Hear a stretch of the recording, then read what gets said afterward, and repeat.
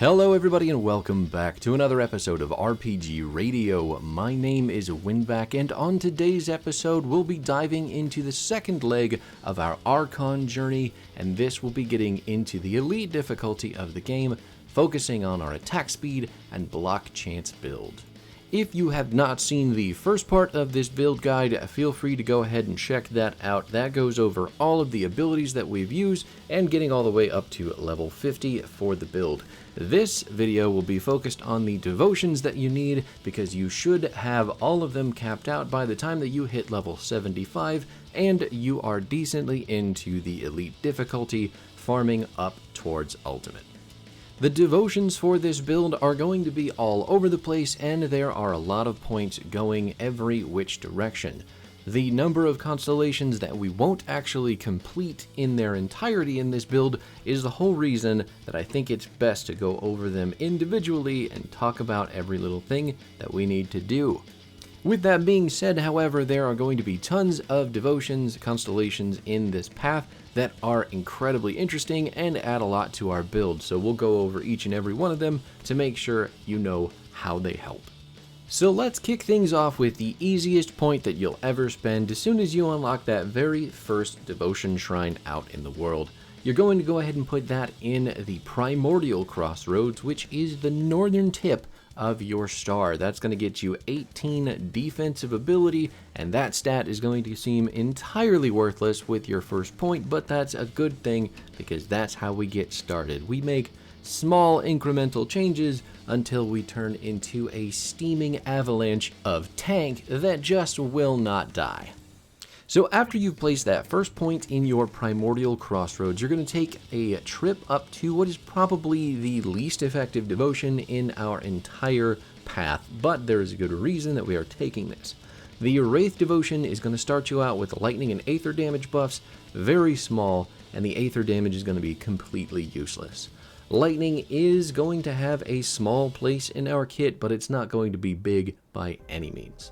The second point is one of three options, since Wraith branches out from one point, but you can either get increased lightning and aether damage yet again, increased damage to undead along with those buffs, or you can take a flat 15 spirit, aether resistance, and an increase to all of your retaliation damage, all three of those stats being incredibly suited to our kit, mainly for energy regen, resistances, and retaliation damage.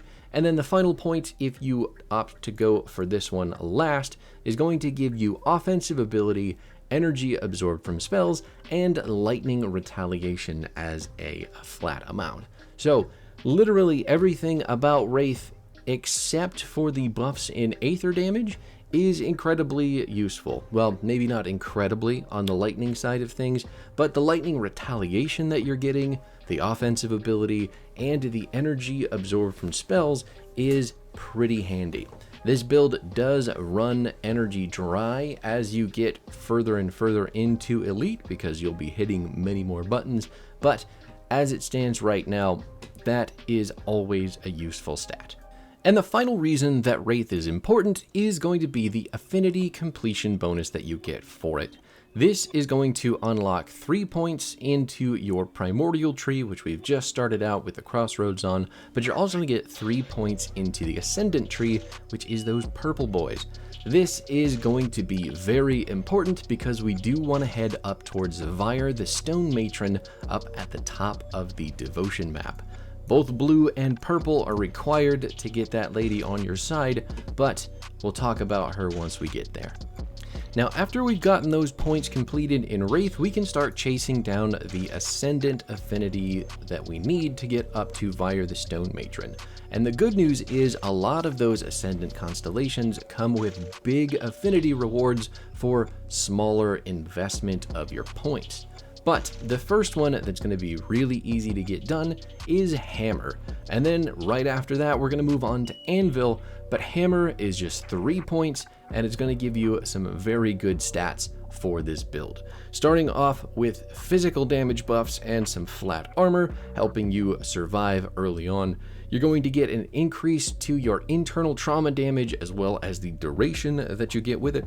and some flat defensive ability with your second point. Your third point is going to again buff your physical and internal trauma damage, and then finally increase your armor by 8%.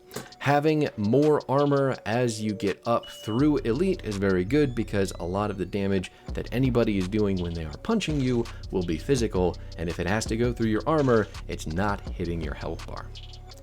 Now, after the hammer is done, we're going to move right down to the anvil because the anvil has got a very cool ability attached to it, but it does have a 5 devotion point gate that we need to get through first. If I didn't mention it, hammer does give you 4 affinity for your ascendant tree, and then anvil will give you 5. So completing these 2 devotions will give you 9 towards that 12 that we're looking for Vire on our ascendant tree. But once you start dropping points into anvil, you'll be getting a flat defensive ability, flat physique, more flat armor, and you're going to increase the amount of armor absorption that you get as well. So armor absorption means that your armor is going to be able to take more of the damage that is done to you, and that is not always going to be very high at the start of things. So you do need to increase the armor absorption to make sure that you are maximizing how much of a hit that your armor can take. After that, you're also getting flat internal trauma damage, which is a very big damage type for this build, along with some more flat offensive and defensive ability, and an increase to your constitution, which is your out of combat health regen.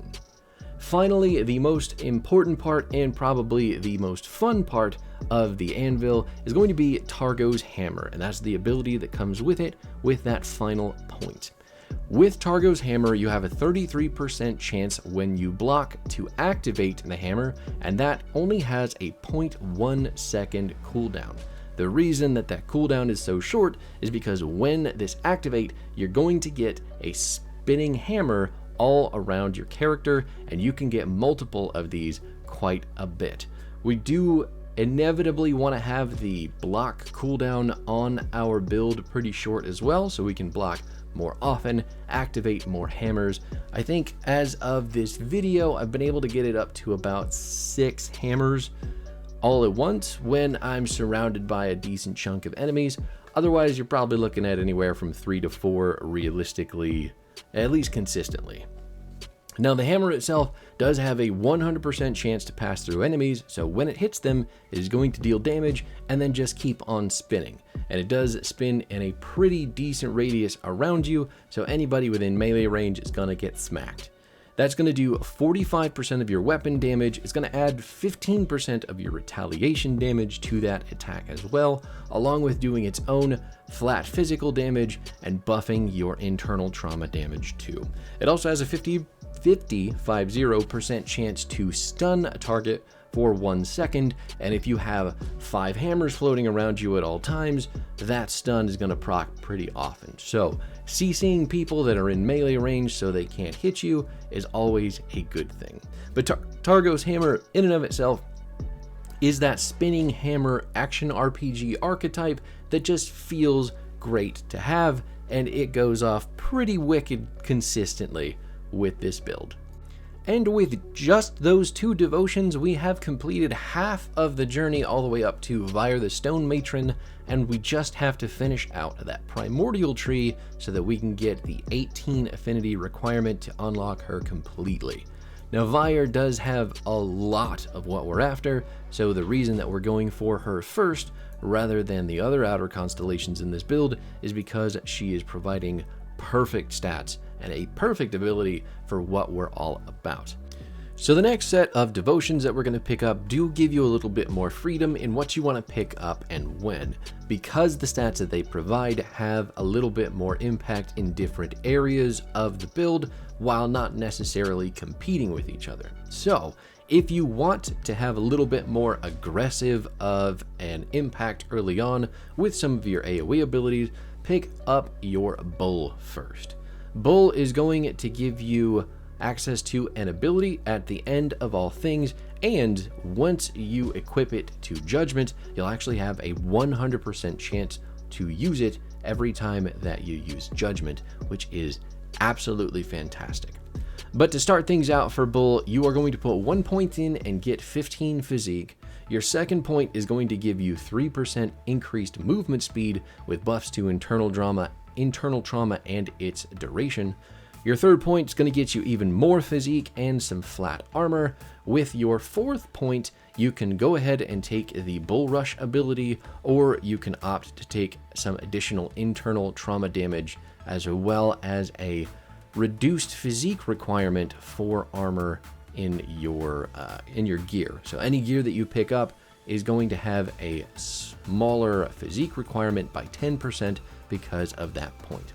The ability itself, however, every time that you activate Judgment, you'll also activate Bull Rush, and this has a 0.4 second skill recharge. It's going to hit in a pretty wide area, even outside of your hammers, so it's about 3.5 meters, and then it's going to do 32% of your weapon damage at level 25. So if you're picking up Bull Rush very early on in your playthrough, you'll have this to level 25 in no time to get that weapon damage. It's also dealing a flat amount of physical and internal trauma damage, which are your big two damage types in this build, and Bull Rush is just going to be an absolutely fantastic AoE ability, swinging wildly around you while you have the button for Judgment pressed every other couple seconds. Judgment is going to be on a pretty short cooldown, meaning that Bull Rush is also going to fire off very consistently. Now, after you've picked up Bull, you can go ahead and pick up the Scarab Devotion, and that is only another 4 points of devotion that you'll need to invest. This is going to give you a couple of passive stats, however, that you won't see in a lot of the other ones in the devotion map. So first off, you're going to get increased physique and flat armor with your first point, while your second point is actually going to increase the amount of damage that your shield can block by 16%. Now that stat might sound kind of lame if you are not into playing tanky builds, but increasing the amount of damage that your shield blocks means that your armor and your shield are protecting your health bar, which should be pretty big in its own right, but making sure that they have a hard time getting through there in the first place is always a good thing. Now your third point can either get you a 15% bleeding resistance and another 8% increase to your armor, or you can get a reduced stun duration with another 16% shield damage blocked, along with 40 acid retaliation. So anytime that you see a devotion with retaliation damage built into it, that's going to be fantastic for this build, because we're going to use tons of different retaliation damage types, and we're going to be buffing most of that retaliation damage all the time. It doesn't matter which point you tank with Scarab, because ultimately they're just passive stats. Pick which one you think seems better at the time, but just remember that reduced stun duration is very difficult to come by, so you'll always want to have Scarab in your repertoire to reduce that CC, especially as we're moving into Ultimate. Now, after you've picked up Scarab, you can either head over towards Eel, or the Solemn Watcher, or the Shield Maiden. Pick which one feels right. So if you want more affinity right away, you can go ahead and pick up Eel easily for 5 extra primordial affinity, and that's also going to give you some flat defensive ability. You're going to increase your deflect and dodge chance, which is not something that we have a whole lot of in this kit, and you're going to get more movement speed. So if we take just Eel and Bull together, we've got ourselves a 9 movement speed right there, and not even considering our boots or our Mark of the Traveler or anything else in the kit boosting that up. Eel is also going to finish things off by giving you more flat defensive ability and pierce resistance, just to make it a very well-rounded devotion that only costs 3 points while giving you 5 affinity towards Vire. Now, in case I didn't mention it, as far as Scarab and Bull go, you're going to be getting 3 primordial and 2 order from Scarab, and then Bull is going to turn around and give you the exact same thing with 3 and 2. Now, I didn't mention the Order affinity earlier, but ultimately the Order devotions that are possible for this build are going to be that cool friend in the back seat who keeps everybody awake and having a good time on long car rides. So they are going to be important, but you might not notice them right away or appreciate them as much as you should. Now, I also mentioned just a moment ago that you can kind of take whatever you want at this point as you are moving towards Vyre the Stone Matron, because there are quite a few options, and one of those options is going to be an Order and Primordial devotion that is called the Shield Maiden. And if you're using a shield and you see that Shield Maiden devotion and don't immediately think, I would like to have that, then probably don't use a shield. So when you start off the Shield Maiden, you'll get that big orange banner that says requires a shield, but you're going to get 20 defensive ability and 20% increase to your shield damage blocked. After investing that point, you are going to go down and get a buff for your internal trauma damage as well as all of your retaliation damage, and that is going to branch the Shield Maiden into two different directions, letting you decide what you want more. So the first point that you can spend here is either going to give you 50 defensive ability and a 5% increase to your block chance, or you're going to get another 25% reduction in your stun duration along with 40% shield damage blocked. So you're either giving yourself more opportunity to block, or you're giving yourself a bigger amount to be blocked. Now, the constellation, the final 2 points, are going to reduce your shield recovery time, which, as you might remember, is the cooldown required for you to block, and it is also going to increase the amount of damage that the shield blocks yet again. So we're getting 50% additional damage blocked by the shield, as well as 25% off of the recovery time. Given that the block time cooldown for most shields is under 1.5-ish seconds, this is gonna feel kind of ridiculous, but remember, we wanna have those hammers spinning a lot of the time, and getting that thing reduced even further so we can block more often means that we can send more hammers spinning. So shield recovery time, shield cooldown time essentially is an important stat to have. Now, the last point on the other side of the tree, if you decided to go that direction, is going to give you a 100 internal trauma damage over 5 seconds, adding to our main damage pool, and it's going to add another 6% block chance onto that pool. So just there, we're getting an 11% increase with this devotion for our shield block chance, meaning that we block more often, meaning that we can have more hammers spinning all the time.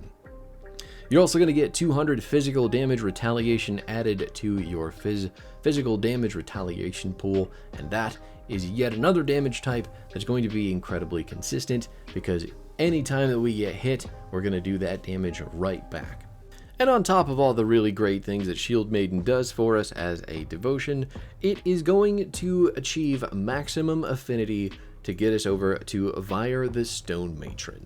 So this is our first outer devotion in this build, and it comes with a lot of very offensive and defensive stats that are going to make hitting us a very bad thing for the bad guys while they are getting punched endlessly as we stand there tanking all the hits and sending them right back out. Vyre will actually be the first constellation that we don't complete in its entirety as well. So we're going to skip one point, but I'll tell you what that is after talking about point number 1, which is getting us 300 flat health and 75 flat armor.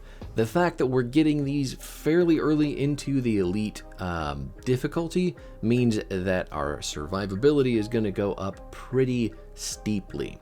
The second point that you're putting into Vyre is going to get you an 80% increase to both your physical and internal trauma damage, while giving you 120 physical damage retaliation, because she's just the sweetest stone matron that ever did live. Now, the third point that we're taking in Vyre is going to give us 8% of our maximum health increased.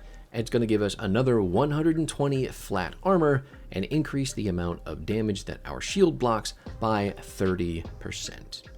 Now this is the point that you're going to skip, because instead of going for that right point, the outer point that's increasing your physical, internal, and retaliation damage, we're going to go to the left instead and beeline for Vire's ability.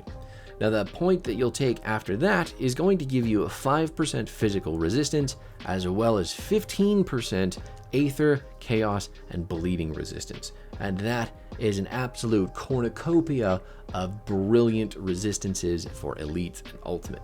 Vire is just handing them out like candy and saying, hey man, I see the kind of build that you're after, and I love you for it.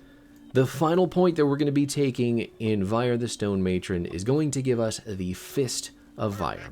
And we have a 20% chance when we are hit to activate the Fist, which is on a 1-second cooldown, meaning that it can happen very often, and it will hit a target for 65% of your weapon damage, along with 24% of your retaliation damage being added to that attack. This is only at level 15 as well, so it's not even maxed out at level 25 yet, doing all that it is capable of. That Fist is also going to be doing physical and internal trauma damage, which we love and adore in this build, along with petrifying the target for 2 seconds. Petrifying is just a fancy way to freeze a target, but instead of being frozen with the ice element, we're going to turn them to stone like the Medusa of old. After that, though, it is also going to reduce the target's physical damage for 5 seconds by 20%. So once they come out of the petrification, they're going to be doing less physical damage to you, so you can block more, soak up some more with that armor, and then just send a hammer right into their face, spinning around you the whole time. Now that is ultimately the last point that we want in Vire. We're not going to take that extra one into the raised hand devotion, but ultimately you will have 1 point left. As far as devotions go, you'll go talk to the spirit guide. You can take out the Crossroads devotion and put it in any of the constellations that we are not going to finish in this build to take advantage of the stats that they give you. So if you want the increase, the percent increase to your cunning and that increase to all of your retaliation damage along as with your damage types, you can take that final point and give it to Vire, or you can send it on over to our little piggy friend, the Autumn Boar. Now the Autumn Boar is going to require that you have 4 affinity Primordial, 4 affinity Ascendant, and 3 affinity in Order, but the Autumn Boar does also love it when you block and will help you deal out tons of damage when his 33% chance goes off. To kick things off though, you'll take one of those little piggy toes and start out with flat physique and cunning, along with a 30% buff to all of the retaliation damage that you do. So taking those little toesies on our Autumn Boar is gonna be a good start, but point number 2 is going to give you even more physique, another 15, so just those 2 points have got you 35 into your defensive attribute, making sure that your health bar is nice and chunky. After that physique, you're getting a 15% pierce resistance from the boar, and he, just like Vire, is very much clapping in the background when any of those goony bandits try to deal damage with their knives and their guns.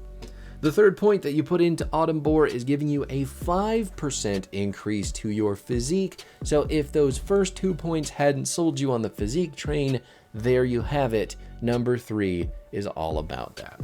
It's also giving you another 30% increase to all of your retaliation damage, meaning that is going to spank. Point number 4 is going to give you a flat defensive ability and a 60% increase to all of your retaliation damage, so I don't need to sing the praises of that anymore. Big numbers are better than small numbers. And your final point for Autumn Boar will go into his ability, and that is called Trample. Trample activates on a 33% chance as well, so just like Targo's Hammer, when you block, you'll have a 1 in 3 opportunity to send out a whole bunch of rocks in a wave at the enemies attacking you. It's on a 0.3 second skill recharge, so it does have a little bit longer of a cooldown than the hammer, but it can still activate realistically almost as often. I mean, who really is paying attention to a 0.2 difference in cooldown?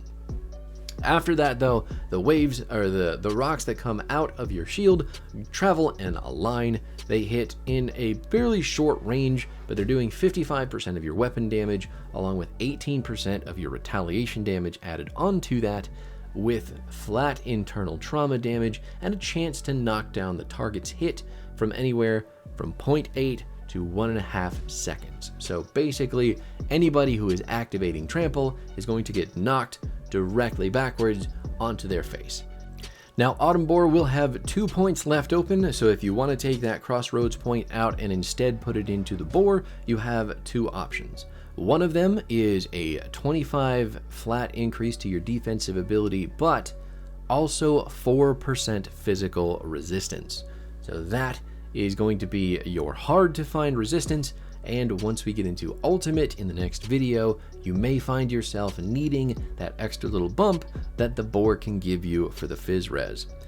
If not, your other option for the boar is going to be an increase of 5% to your movement speed, a 15% reduction in reflected damage, which again, very good defensive stat to have, and another 150 physical damage retaliations. Once you've picked up the Holiest of Shield Maidens, though, you can take your points and head right over to Solemn Watcher. Solemn Watcher requires that you have a 10 primordial affinity just to pick it up, but the points that you're going to put in are going to start you off with 25 flat physique, with a second point getting you 40 flat armor, along with 18% chaos resistance. That stat alone is insanely useful, and given that this devotion works so well with our build, that is just the absolute cherry on top. Now, the third point is going to get you another 40 armor with 18% pierce resistance, pierce being another one of those resistances that is tougher to come by once we get to ultimate. Your fourth point will get you 30 defensive ability and a 3% increase to your physique, meaning that your health bar is going to get even chonkier. The final point for Solemn Watcher is a 5% increase to your defensive ability, meaning that you will be 5% harder to hit, and you're going to get a 20% reflected damage reduction. Now, that might not sound like the sexiest stat that you've ever seen, but a reduction in reflected damage means that all of those super annoying reflective enemies are going to have much more difficulty in taking our health bar down than they already do. The sad state of affairs that this build is running up against, at least in Elite, I've noticed, is that those reflective enemies do manage to take anywhere from 30 to 50% of our health bar out on their own, and that means that we have to run away from them pretty quick to get that health up and take out all the minions around them. Reflective damage is incredibly painful because we do a decent chunk of damage, it just happens in a lot of instances. And now our final, probably least interesting outer constellation just before class lets out is the Obelisk of Menhir. The first point this is going to give you is an increase of your armor of 10%. So all the armor stacking that you've been doing is going to pay off even heavier with 1 point into the obelisk. Point number 2, it gives you even more physical retaliation damage of 120 with 140% bonus to all of your retaliation damage yet again. The third and most interesting point for Obelisk is going to give you a 5% increase to your block chance. Hell yeah. Along with an increase to the damage that your shield blocks. So that is a pure shield stat point right there, and entirely worth it. Point number 4 is going to reduce your stun and freeze duration by 30%, while increasing your armor absorption by 18% and upping your maximum pierce resistance by 3%. Those stats are so incredibly hard to come by when it comes to devotions that I don't need to explain to you just how awesome they are. And the final point that we're taking in the Obelisk of Men here is the Stone Form ability, which activates on a 15% chance to block, and that is going to activate for 8 seconds with a 12-second cooldown, giving you a 400 damage absorption shield and a 50% reduction in both bleeding and poison duration, with 115% increase to all of your retaliation damage. The Stone Form is incredibly helpful for just being more tanky. Given that we block so often with this build anyway, it's not a big deal to take something like this and just make it work extra hard without even really trying. If you wanted to put an extra point into the Obelisk, you can do that, but it's only going to give you 30 defensive ability along with 210 flat armor. So if you really want to continue down the path of flat armor stacking, that's the way I'd say to go, but I think Boar and Vire have a little bit better options to take that recycled point and make it work better. But that is it for all of our devotions, everybody. Thank you so much for hanging out. We'll be back next time with our ultimate journey to finish this build off. But for now, this is Winback signing off. Until next time, peace out.